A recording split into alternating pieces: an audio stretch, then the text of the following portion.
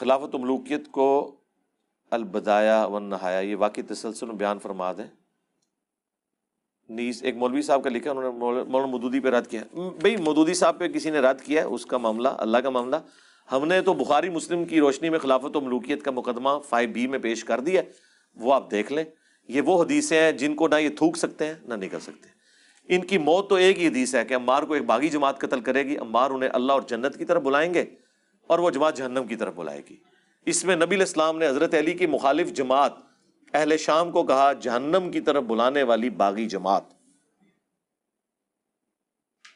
جہنم کی طرف بلانے والی باغی جماعت. اس سے بڑی تو کوئی حدیث نہیں نہ ہو سکتی. 2812 بخاری کی، اور بخاری میں 447 اور مسلم میں 7320 سے لے کے 7324 تک. اس کے بعد کس چیز کی گنجائش رہ گئی ہے؟ یہ تو نبی علیہ السلام کا فرمان ہے. او جی آپ سے قیامت کے دن پوچھا جائے گا، تو سب سے پہلے تو مجھے بتائیں کیا رسول اللہ سے قیامت کے دن پوچھا جانا تھا کہ یا رسول اللہ آپ نے امت کو یہ بات کیوں بتائی ہے، یہ کیوں نہیں بتائی کہ عمار کو باغی جماعت قتل کرے؟ جی پوچھا جانا تھا، اسی لیے حضور نے بتایا. پھر مجھے ابو داؤد کی حدیث ہے جسے حق بات معلوم تھی اور اس سے پوچھی گئی، اس کے باوجود اس نے چھپا لی، تو قیامت کے دن آگ کی لگام اس کے منہ پر ڈالی جائے گی. اور اس سے بڑھ کر سورۃ البقرہ میں ہے کہ جو اللہ تعالیٰ کی طرف سے آئی ہوئی خبروں کو چھپا لیتے ہیں ان پہ اللہ کی لعنت، تمام فرشتوں کی لعنت اور تمام لعنت کرنے والوں کی لعنت، یہاں تک کہ وہ توبہ کر لیں اور وہ حق بات جو چھپائی تھی لوگوں کو بیان کر دیں، پھر اللہ تعالیٰ انہیں معاف کرے گا. آیت نمبر 159 اور 160 ہے سورۃ البقرہ کی. یہ تو ہم نے 5B کے شروع میں ڈالی ہے، تو ہم نے تو کوئی اس حوالے سے معاملہ نہیں کیا.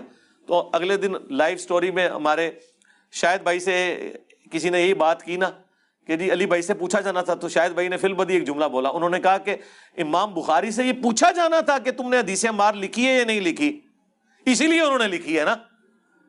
یہ تو امام بخاری سے پوچھو کہ حدیث عمار کیوں لکھی، کہ حضرت صاحب آپ سے پوچھا جانا تھا کہ آپ نے حضور کی حدیث لکھی ہے کہ نہیں، اس لیے آپ نے ڈر کے لکھ دی.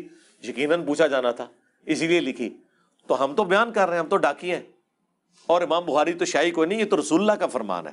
میرے خیال میں جو حدیث عمار سے بھاگتے ہیں نا وہ اپنے ایمان کی فکر کریں. وہ رسول اللہ پر تہمت لگا رہے ہیں. رسول اللہ سے بڑھ کر کوئی نہیں تھا اپنے صحابہ کا دفاع کرنے والا. اگر اللہ کے نبی یہ لحاظ نہیں کر رہے تو سرکار، میں تو کہتا ہوں اہل صفین قبروں سے نکل آئے نا، اور وہ آ کے کہیں حدیث عمار بیان نہ کرو.